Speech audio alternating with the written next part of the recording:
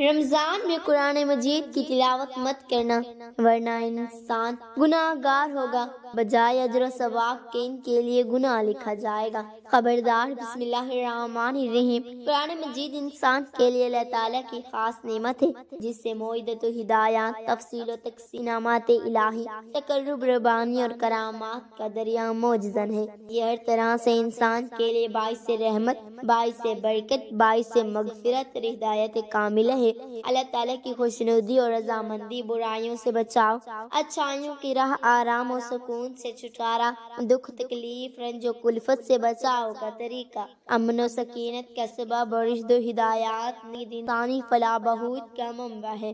انسان کو صحیح معنی میں مسجود و ملائکہ اور اشرف المخلوقات بنانے کے لیے اللہ تعالیٰ نے خیر و شفا کا یہ منبع سب نبیوں کے سردار اور رسولوں کے امام حضرت محمد صلی اللہ علیہ وسلم پر نازل کیا، اور اس عظیم کتاب کے تھامنے والوں کو سب امتوں سے افضل اور پڑھنے والوں کو سب انسانوں سے بہتر قرار دیا۔ یہ کتاب اللہ کی حضرت انسان اور امت مسلمہ سے حد درجہ پیار کا منہ بولتا ثبوت ہے۔ حضرت انسان اور مسلمانوں کو بھی چاہے کہ وہ اس عظمت وعرفت کے مرتکب کے کما حقا کر دے اور اپنا آنگ آنگ اس کے حوالے کر دے، تبھی اس کے رحمت و برکات، مغفرت و ہدایات اور قرب و الہی و انعامات ربانی کا حصول ہو سکتا ہے۔ قرآن مجید معبود حقیقی اور محبود مطلوب کا کلام خاص ہے۔ محبوب کی تقریر و تحریر کے کسی دل کھوئے کے ہاں جو وقت ہوتی ہے اور اس کے ساتھ جو وارختگی اور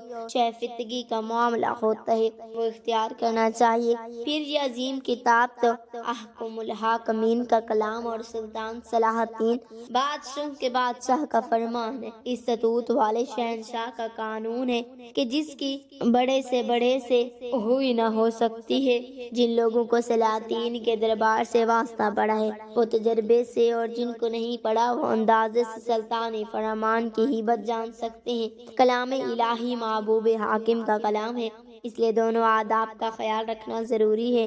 قرآن کریم نور ہے، اس کے ذریعے راہ نجات تلاش کی جاتی ہے، اس میں شفا ہے، اس سے روحانی اور جسمانی امراض سے نجات ملتی ہے۔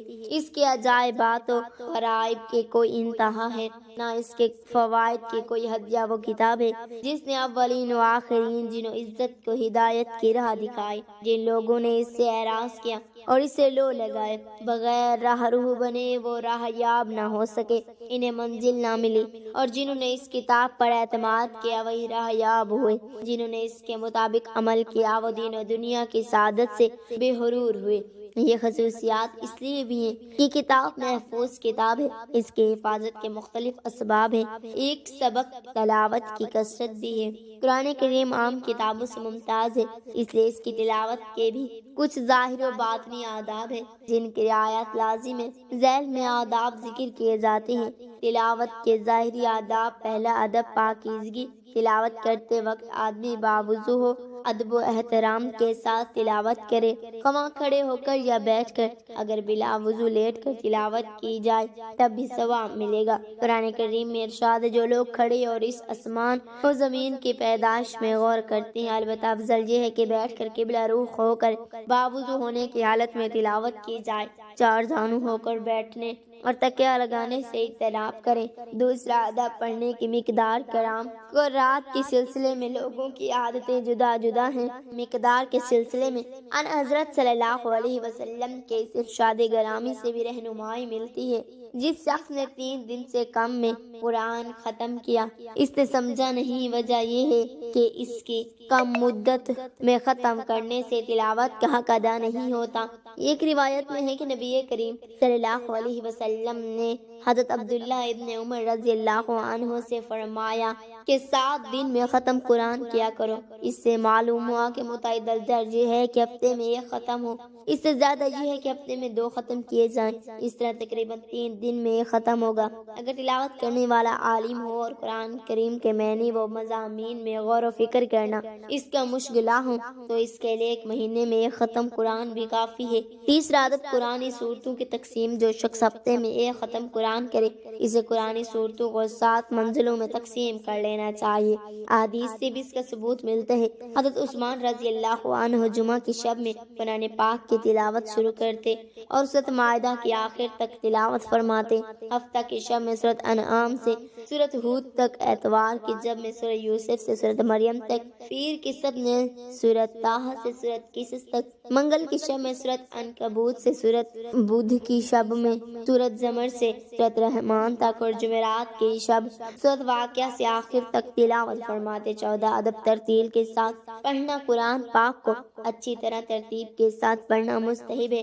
قرآن کا مقصد تدبر اور تفکر، ٹھہر ٹھہر کر پڑھنے سے تدبر میں مدد ملتی ہے۔ چنانچہ ام سلمہ رضی اللہ تعالی عنہ نے نبی کریم صلی اللہ علیہ وسلم کے تلاوت کے متعلق بیان فرمایا کہ آپ صلی اللہ علیہ وسلم ایک ایک حرف کو واضح کر کے پڑھا کرتے تھے۔ حضرت ابن عباس رضی اللہ عنہ فرماتے ہیں کہ پورا قرآن جلدی جلدی پڑھنے کے مقابلے میں صرف نزدیک یہ زیادہ بہتر ہے کہ میں صرف بقرہ اور عمران کی تلاوت کروں۔ یہاں یہ بات بھی ملحوظ رہے کہ ترتیب صرف تدبر کی وجہ سے مستحب نہیں ہے، بلکہ اس آدمی کے لیے بھی ترتیب مستحب ہے جو قرآن کے معنی نہ سمجھتا ہو، اس لیے کہ ٹھہر کر پڑھنے سے دل پر بھی زیادہ اثر ہوتا ہے۔